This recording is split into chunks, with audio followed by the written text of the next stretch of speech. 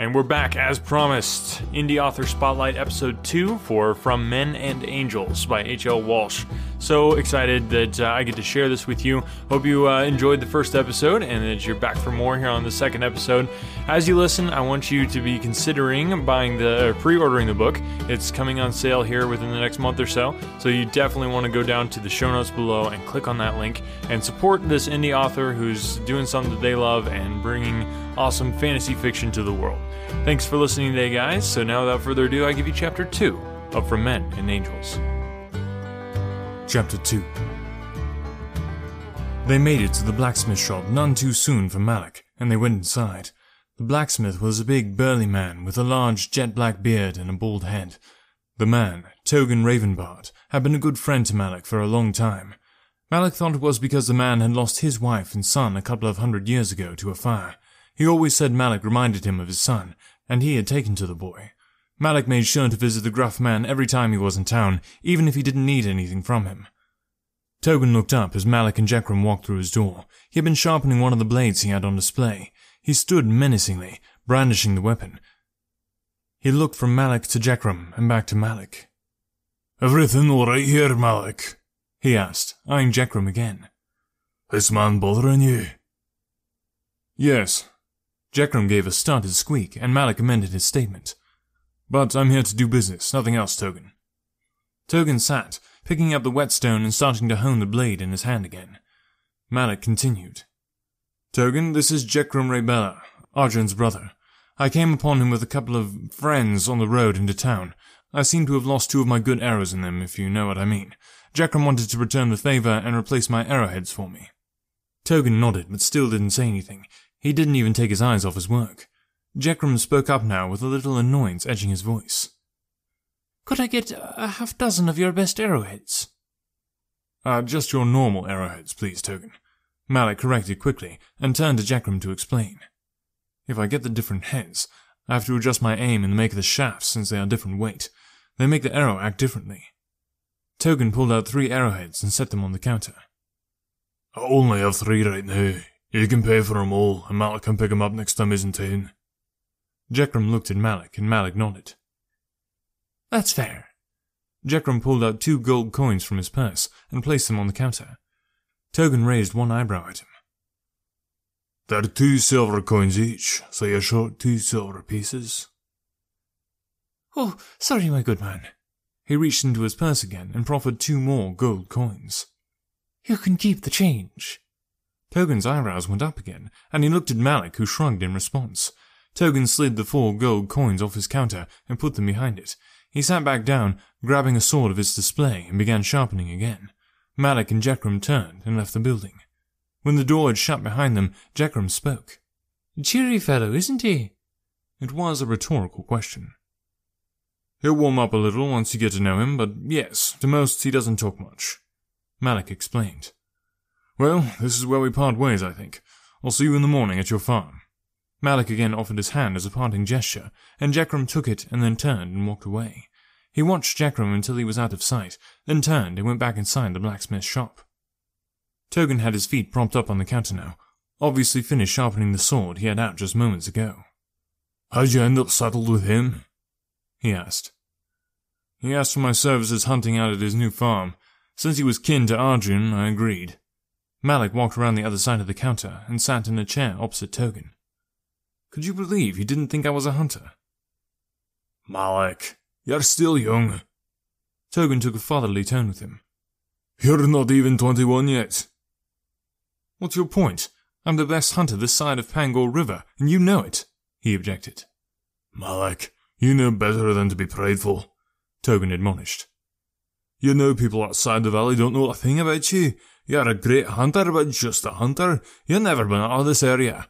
His nose of the valley. Cut him some slack." "You're right," Malik conceded. "I just wish I didn't have to leave the valley. I mean, it's all I know. Can I count on you to check my parents' cottage here and there? Make sure it's standing when I get back?" "Of course, but I thought you had the Raybellas and Wervins watching over it," Togan asked, confused. "I do. I just thought they might not have enough time to check on it, and a third person with eyes on it would be a good idea," he replied. "Malik, you're too worried about leaving." Togan shook his head at him and chuckled, a chuckle that rumbled through his chest, low and warm. You're not gonna miss much, and nothing's gonna change while you're gone. In fact, you'll probably meet new friends and have a good time in the neutral territory. You might even meet a girl who could put up with you for more than 5 minutes. Togan slugged him in the shoulder and guffawed loudly at the look of dejection on Malik's face, and Malik couldn't help but smile at the man's laughter. Then he had a mischievous thought. What about you? I mean, you've been making eyes at Marina for almost a year now. When are you going to start doing something about that? Malik gave him a half smile as Togan pretended to be confused. Oh, you're talking about the waitress at the tavern. Togan crossed his arms. I haven't been making eyes at her. Just think she's pretty, that's all. Well, you better make a move before someone else does. Get out of here, you little whelp. Togan took a playful swing at him, and Malik easily ducked out of the way and hopped out of the chair. You're getting slow, old man. He laughed again and vaulted the counter. You're not worth chasing. Togan got up slowly and put both hands on the counter. Did you need anything else before you go? Yeah, do you happen to have any whetstones for sale? He asked with his hand on the door. Nah, the only ones I got are the ones I use. Togan held up the one that was in his hand. But I heard the general store got a shipment in. You might check there and see if they got any left. Alright, thanks Togan. Oh, one more thing. Malik whirled, jogged back out to his cart, picked up the 2 swords and carried them back inside. Do you recognize these swords? He set the swords on the counter, and the big blacksmith picked up the one that wasn't sheathed. This is not my making. He flipped it over and looked at the other side. I don't see any marks identifying what blacksmith crafted it, but it's not well made, I can tell you that. He looked it over one last time, and then set it back down on the counter. My guess is it's from a different town, crafted by an apprentice blacksmith. I can give you 2 coppers for each for the metal itself, but they aren't worth wielding or repairing. Deal, I don't want them. Togan handed him 4 copper coins. Also, do you have any hunting knives made at the moment? I need to get one for Daziar's birthday. He's turning 21 after all. You know I do. He had his eye on that 10-inch one with a redwood handle. It's one of my best. Togan pulled out a wooden box and handed it to Malik. Since it's one of my best, I'll part with it for the meat of the next deer you get.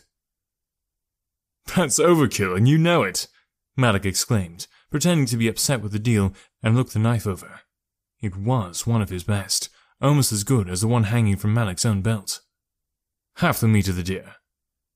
Fine, half of everything else but the whole rump, Togan bargained. Togan! Malik paused their bargaining by holding a hand up. You know I might not be able to bring down a deer before I leave, right? Then you'll pay me when you get back, Togan said simply. Business is good, and it won't hurt me any to wait. Fine, Malik agreed. Then we have a deal. They shook on it, and Malik picked up the box that held the knife. You know, your love for venison will drive you out of business. He turned and walked outside, bidding farewell to the blacksmith. The knife hanging off his own belt was an early birthday gift from the blacksmith. He had given it to Malik early, as he ended up snapping his other one in half when he was facing down a wild boar. When he had taken it to the blacksmith to get it repaired, Togan had handed him this new knife, and told him he had intended it to be Malik's birthday present, but didn't mind giving it to him early, since the one he had was broken. Malik stuffed the box into his pack, so that Daziar wouldn't see it when he got to the Werven's house. Daziar's birthday was in 2 days, and the day after it, he would start his journey to the neutral territory, to live and learn there for 2 years. They had planned to meet up in the town of Nuot, and possibly live together. Nuot was the only city in the neutral territory. Unfortunately for Malik, he would have to get used to the big city. Malik looked at Skye. To anyone passing by, she would have looked half asleep, not paying much attention to the people around her. Malik knew, however, she was tense and nervous. She didn't like the town, but she would always go with Malik anyway.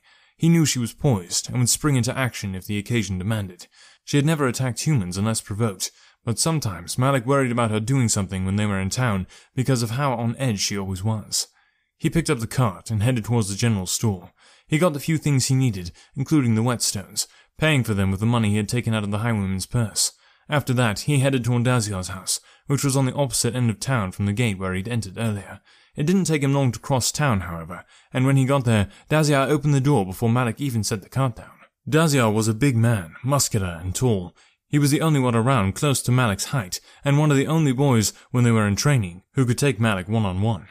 Daziar charged toward Malik, but Sky intercepted him, jumping on Daziar and knocking him flat on his back. He bear-hugged the dog and laughed, calling to Malik, "Get your vicious beast in check, she nearly killed me." "She was simply defending me. I should just let her tear you to shreds." Malik pushed Sky to the side and took Daziar's hand. He pulled his friend to his feet and into an embrace. "How have you been?" "Good, just getting ready for my journey. Mom and Dad have been helping me pack things I'm going to need.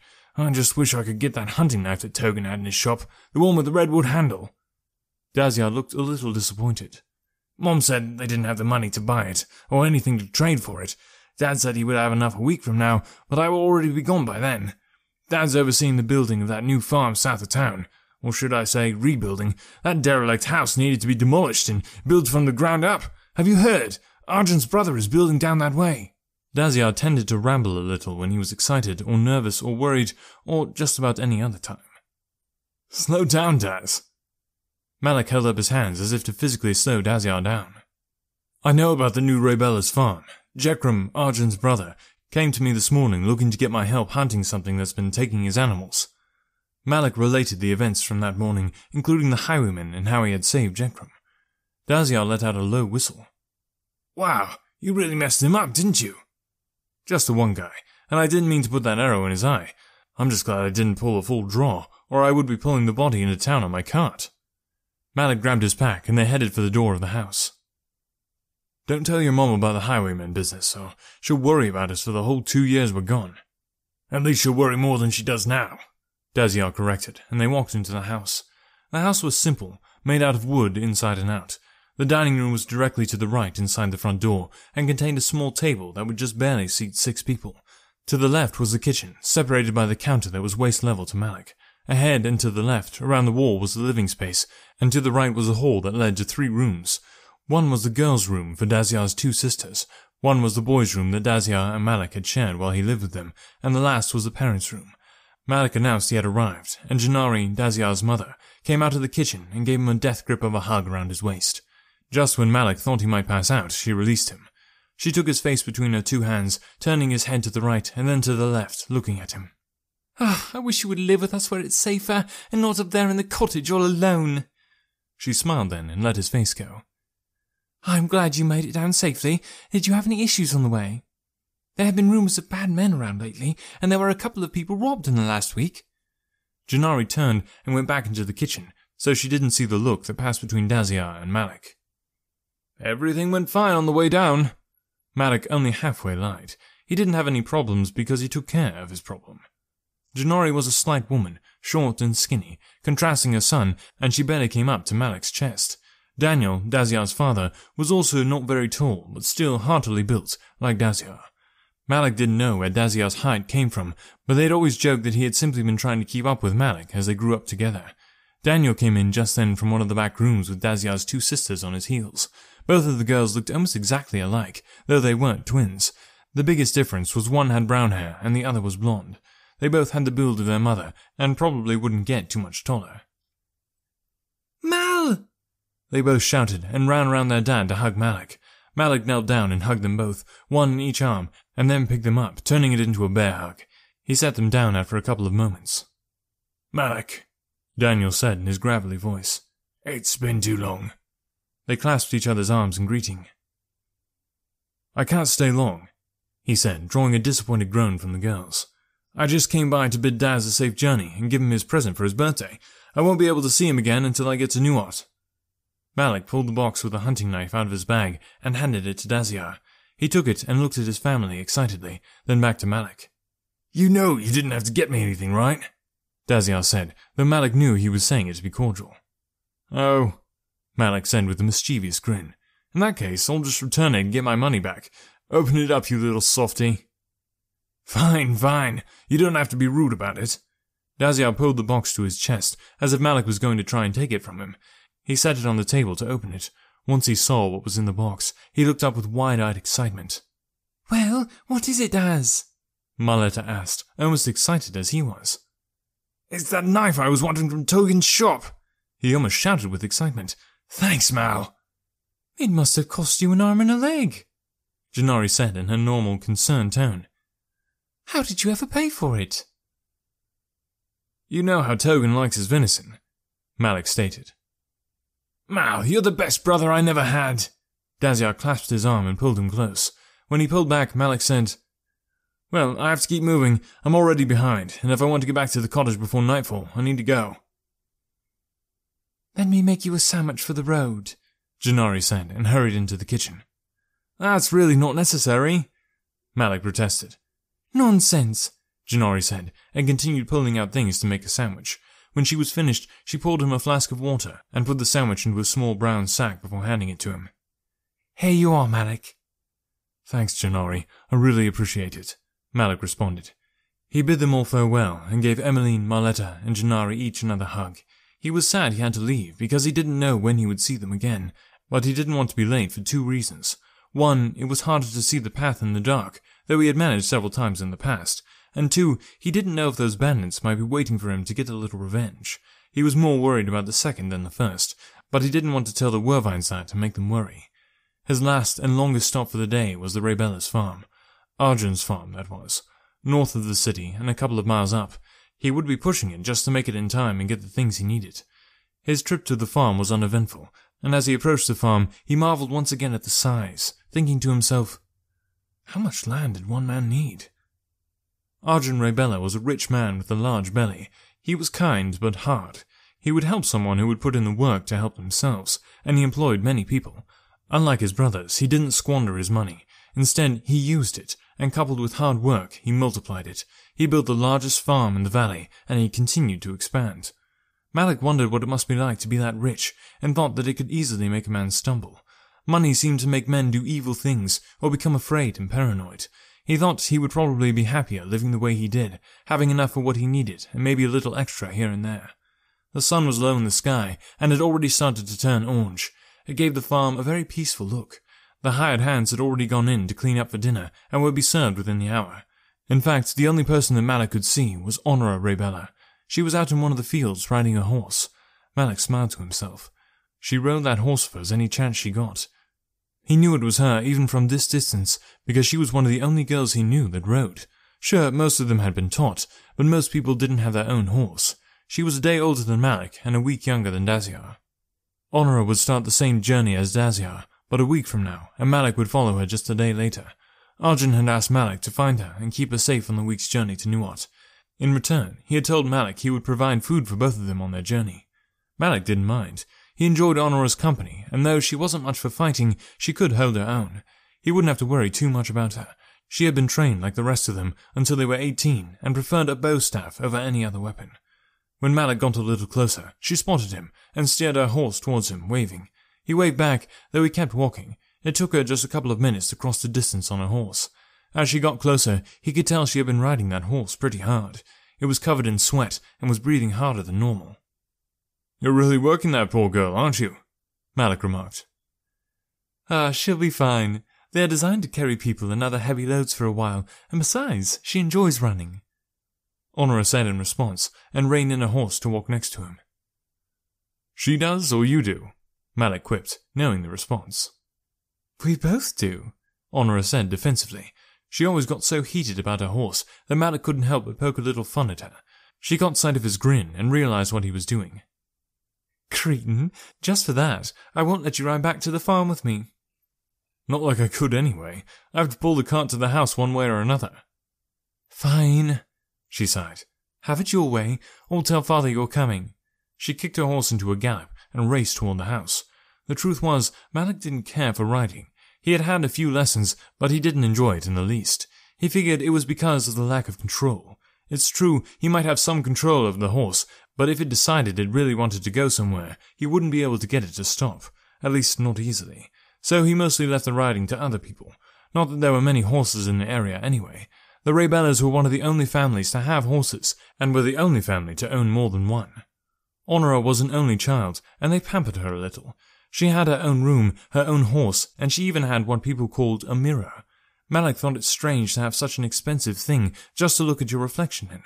Why not just go to a lake or pond, or even a little puddle right after it had rained? Even though Honora was spoiled, she was not stuck up. He was always impressed by that. Even when they were younger and in training, she would share some of her food with him and Daziar at lunch, or she would let them, mostly Daziar, ride her horse whenever they wanted, and so on. She didn't look down on anyone and was always putting others above herself. She was as close as someone got to an angel these days, Malik mused. When he reached the farm, the sun was starting to get low in the sky, and he knew he couldn't stay long. He had just long enough to collect, load, and pay for what he came here for. The Raybellas grew food as well as raised animals, and they even had an orchard. They produced most of the vegetables and fruit for the whole valley. There were a few other, smaller farms that provided a few certain things, but the Raybellas had a little of everything. At least that's how it seemed to Malik. He always tried to buy from them when he needed anything. Since the apple he ate this morning was the last of his produce, that was what he was here for. He set his cart down just outside the barn where he would have to load the produce, hoisting his bag over his shoulder, and whistled for Skye. She fell into step with him, and they made their way to the house. Arjun came out of the house and waited for them to arrive. When they made it to the house, Arjun clasped Malik's arm and hauled him close. "How you been, boy?" he asked in his gruff but not unpleasant voice. "You've been taking care of yourself and this mutt of yours." He knelt down and ruffled Skye's ears. She gave a playful growl in response, and he chuckled. "Surviving," Malik replied. "It's been good hunting so far this season. I got a boar a couple of weeks ago, a few squirrels, and a raccoon just the other night." "A raccoon, eh?" Arjun asked, looking around Malik to see if he could see it on the cart. "Don't worry, I promise you the next raccoon I get, and you promised me some honey." Arjun chuckled again. That I did. I have some in the house." Malik pulled the packed meat out of his bag and followed the man inside. Arjun was still chatting as they went. Malik could see a small resemblance to his brother now that he looked a little harder, and they both liked to chatter non-stop. The difference was Arjun's conversations were about the harvest or hunting, or things that Malik could and wanted to talk about. Arjun left the personal questions out of his speech. He knew that Malik valued his privacy, and respected that, not to mention he already knew most of it. "Since the harvest is over, don't you think?" Arjun finished, but Malik had not been paying attention. "What was the last thing?" Malik asked. "Sorry, I missed it." "You need to get your ears looked at, boy." Arjun laughed. "That'll cost your life in the woods. I was saying that things were going to slow down here, and you might think about taking one of my workers to help you hunt since the harvest is over." "Arjun, you know I can't afford to pay someone. The only thing I have in abundance this time of year is meat, and because of the journey, I can't take anyone with me." I know. It's that time in your life. Maybe one of my men wouldn't mind going with you in honor if paid." Arjun fell silent, knowing the answer to his question. "I know you're worried about honor and me as we make the journey, but you have already offered your men more than I could ever pay them, and none of them are willing to leave the valley just before winter," Malik reasoned with him. "Malik." Arjun turned around, suddenly very serious. Malik knew what came next. It was a conversation they had had many times in the last couple of months. "You protect her. She's my life. If anything were to happen..." "Yes, Arjun, I know you and your wife would be devastated, and you have already had me swear 4 times that I will do everything in my power to keep her safe. I don't intend to break my word, you know that." Yes, I'm sorry, boy." Arjun looked very old and tired for a second. "It's just, I'm her father. I'm supposed to worry about her." "I understand," Malik said. "Nothing is going to happen. We will spend 2 years in Nuat, and then we will be back here. Before you know it, you'll have her riding around the farm again and home for dinner every night." "I pray you're right, though I'm afraid she will want to stay in the city," Arjun said, but a little life returned to him anyway. He stood up straighter and turned back around, barging through the doors to the kitchen. "How many jars do I owe ya?" "Does 4 sound fair?" Malik knew that was too steep a price, but he knew that Arjun always enjoyed a good barter. 4 jars! Arjun was almost shouting, but with a smile all over his face. His wife rushed in to see what the commotion was all about and smiled when she saw Malik. "Mrs. Raber..." Malik started to greet her. "This boy is trying to get 4 jars of honey from me for 1 raccoon, Zara." Arjun interrupted. Zara just smiled a little bigger and said, "Well, darling, if that's too outrageous a price, you shall kick him and his raccoon out." Arjun's face was a picture of shock, but he gained his composure quickly. "Well, don't be too hasty. That raccoon is a pretty big one." He turned toward Malik again, chewing on his cheek as if he were thinking hard. "I'll give you 2 jars of honey for it." It was Malik's turn to play the indignant part. "Only 2 jars? I put a lot of work into that animal, and if you're going to swindle me like that, I'll take my business elsewhere." Malik started to walk around Arjun, and the man got in his way. Fine. You're a hard man to deal with, but I'll give you 2 jars, and... He paused for dramatic effect. "I'll throw in some honeycomb candy I made from it." This was the outcome Malik had intended to reach. It was fair, and both parties had a good time getting to this point of agreement. Deal. Malik put out his hand, and Arjun took it with hesitation. "I'll go get the honey out of the pantry." He turned and started walking away, still giving directions as he went. "Give the meat to Zara, and she will put it away." His voice was pretty distant now, but he could still be heard. "I assume it's already preserved?" "Yes, with my blend of seasonings as well," Malik called in answer, handing the bag to Zara. "Someday you're going to have to tell me what you put on that meat to make it so good," Arjun called again from the pantry. "Oh no, I don't. That's my blend that I've come up with, and a herd of wild horses couldn't pull it out of me," Malik shouted back, winking at Zara, who smiled back, amused with her husband. "Fine," Arjun conceded. "I guess I'll just have to continue to do business with you." Malik looked out of the window and saw that the sun had almost set. He turned back to Arjun as he came back in with the honey. "Also, I need these." Malik handed him a list of items that he needed to buy from him. "And if you have any chicken feathers, I need to make some more arrows." "No problem." Arjun called for one of his hired hands and handed him the list, telling him about the addition. "John will go get the things you require. That'll be 5 silver coins." Malik handed him the equivalent of 5 silvers and looked out of the window again. He might have half the light he needed for the trip home. "Well, I must be off. The sun is setting, and I have to get home soon. The woods aren't the safest place to be after dark, so the earlier I leave, the better." "Are you sure you will be safe by yourself?" Zara asked, worried. "You're right. It's dangerous out there. You could just stay here with us and head back in the morning." No, I wouldn't want to intrude, and besides, I have a few things to square away before the morning." Malik politely declined as he took the honey from Arjun. "I will be heading to your brother's farm in the morning. Thank you for your kind offer, though, and I always have Sky to protect me." "My brother?" Arjun asked. "What's he got you doing?" "He's had a few animals taken," Malik explained. "I've got to find out what's taking them and kill it." "Huh," Arjun grunted. "I wonder he didn't ask me. Well, no matter. Be patient with my brother. He is used to easy life and being on top. He won't take kindly to being ordered around. To tell you the truth, he's a little rude at times." "Really? I hadn't noticed," Malik retorted dryly. "You spent some time with him?" Arjun raised a brow. "I saved him from a couple bandits on the road and walked to town with him," Malik explained. "Would you believe that he yelled at me after I saved his life?" "I believe it," Arjun said, but Zara looked shocked. "Though it was probably because he was more scared and powerless than anything. How can I repay you for saving my brother?" "Oh, not you too," Malik lamented. "Your brother practically wanted to buy me a whole store in town.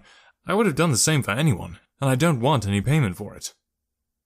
"All right, fine," Arjun said, holding up his hand in surrender. "Well, let me get you a 3rd bottle of honey at least. I know how much trouble my brother can be." "Fine," Malik conceded. "But you don't owe me anything, all right?" "Well, just take it as an early birthday present," Zara said, and then her tone turned to one of warning. "And you be careful. I don't want to find out in a few days that you got killed by those same highwaymen. They might be looking for payback." "Don't worry, I will." Malik put the 3rd jar of honey in his sack and said goodbye. He walked out of the door just as Honora was walking up the front porch. Sky was lying to Malik's right, lazily looking between them, not bothering to raise her head. "Are you leaving so soon?" Honora asked in surprise.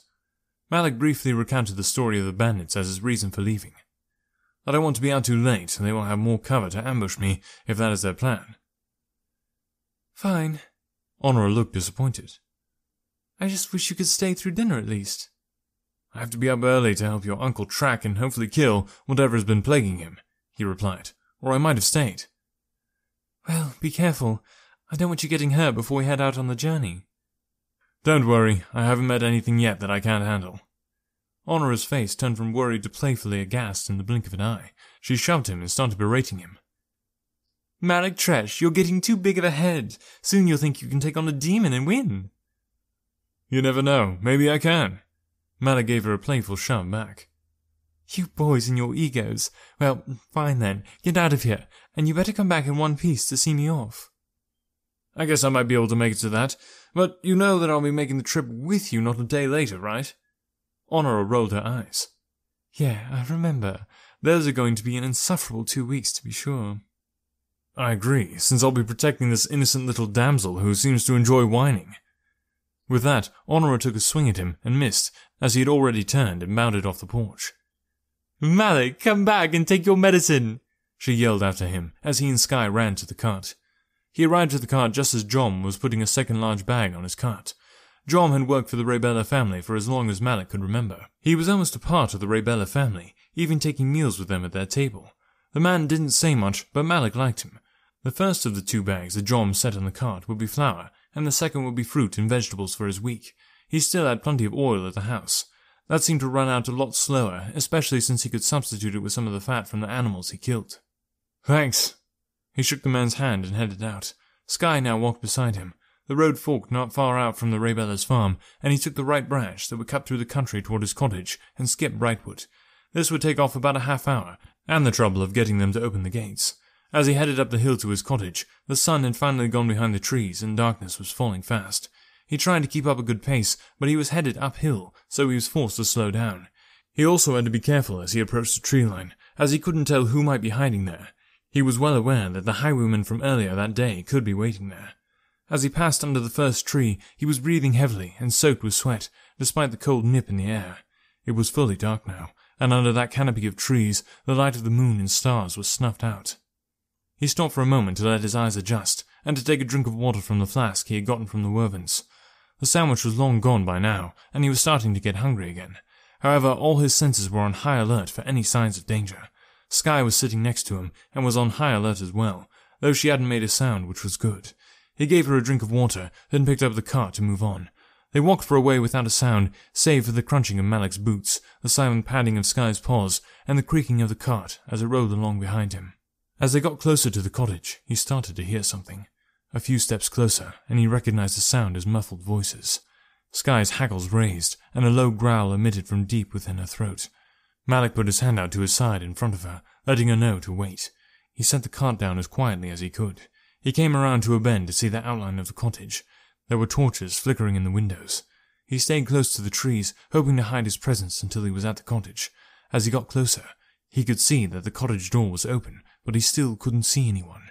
He almost laughed when he realized whoever was in his home had not bothered to leave a lookout.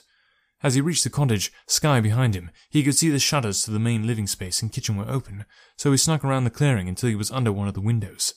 He peeked up and over the sill and saw one of the 3 highwaymen from before. He was going through Malik's cupboards. He pulled out the container of jerky and opened the jar to pull out a strip of meat. He sniffed it and then hungrily tore in. "Hey, guys!" he shouted, turning round abruptly.